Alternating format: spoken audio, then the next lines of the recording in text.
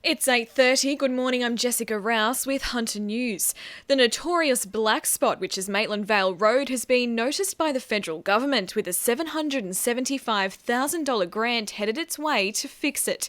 The Hunter Road is one of the 52 black spot projects happening throughout the state. Federal member for Lyne David Gillespie says anything the government can do to bring the number of road fatalities and injuries down to zero is a top priority. Road networks are so important because everyone travels them. Road accidents can be fatal. The damage to individuals and families from road accidents is really distressing. The coalition government is committed to and have increased roads to recovery funding and black spot funding. The former Four-Jack slipway at Kurri Kurri is getting a new lease of life, with French company Thales announcing they have plans to redevelop the site. Thales will partner with the New South Wales government to revitalise the key part of Newcastle's marine hub, which will also create 70 new jobs. The company hopes in the future they'll be able to accommodate larger ships and maybe even look at contracts with the Navy.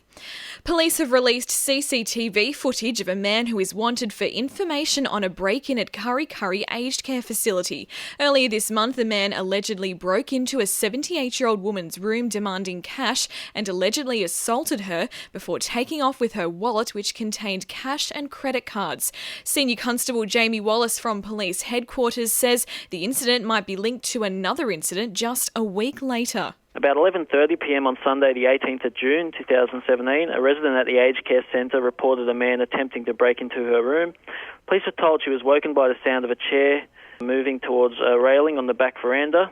The man did not gain entry and left before the resident or staff could locate him.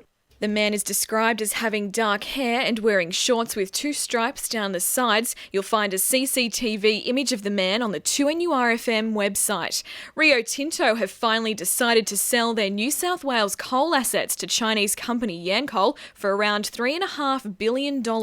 It's being seen as quite the strategic move, with the majority of coal from the Hunter Valley sold to South Korea and Japan.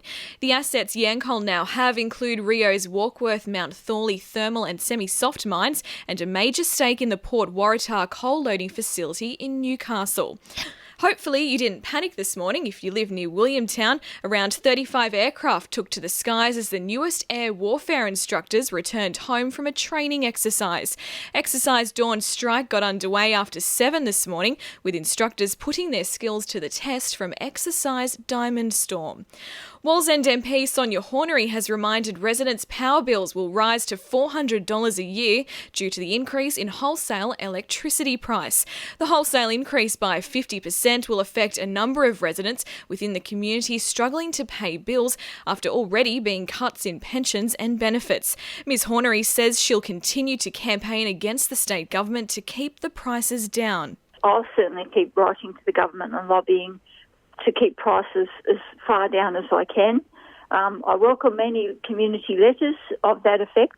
And we were spoilt this time last year with one of the warmest winters on record, and this year it isn't going to be the case. In Maitland today, temperatures will drop as low as 15 degrees with a maximum of only 17 degrees during the day on the weekend, but in Newcastle it'll be colder with temperatures expected to hover around 8 degrees. Sport for our sponsor, PRD Nationwide East Maitland. Despite publicly putting his full confidence behind his troubled halves, Knights coach Nathan Brown has broken up the pairing, dumping 5'8" Brock Lamb. Brown has reinstated former skipper Trent Hodkinson to the side, with Lamb left to languish in reserve grade. The coach says the halves were hard to single out in last weekend's loss, yet despite this has axed Lamb from first grade. To local league, and Maitland Pickers have pulled off an audacious mid-season coup, signing English Super League player Curtis Norton.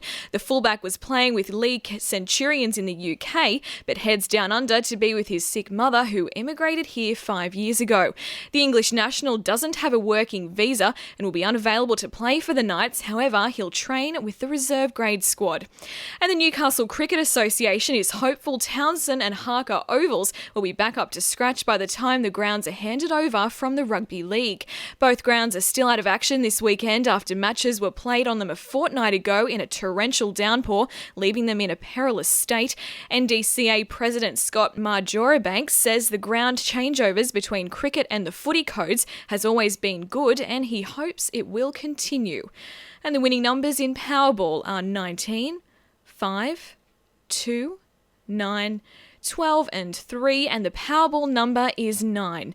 2NURFM news time is 25 to 9.